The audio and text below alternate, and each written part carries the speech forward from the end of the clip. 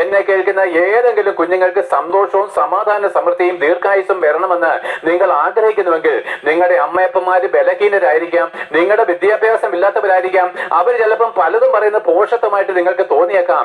പക്ഷേ നിങ്ങളെ ജനിപ്പിച്ച് നിങ്ങളെ വളർത്തിയ നിങ്ങളുടെ അമ്മയപ്പന്മാരെ നിങ്ങൾ ബഹുമാനിക്കുന്നില്ലെങ്കിൽ എന്റെ കുഞ്ഞെ, നീ എത്ര എക്സ്ക്വയാർഡും വൈ സ്ക്വയാർഡും പഠിച്ചാലും നിന്റെ ജീവിതത്തിൽ ഒരു നന്മയും ഉണ്ടാകത്തില്ല, നിനക്ക് യോഗ്യമായിരിക്കുന്ന ഒരു ജോലി ലഭിക്കത്തില്ല.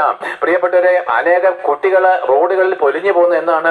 അനേക കുട്ടികൾ ആത്മഹത്യ ചെയ്യുന്നതിന്റെ കാര്യം എന്താണ്? വണ്ടി കീഴിൽ കയറി ആക്സിഡന്റ് ആയിട്ട് മരിക്കുന്നതും പരിക്ക് പറ്റുന്നതിന്റെ കാര്യം എന്താണ്?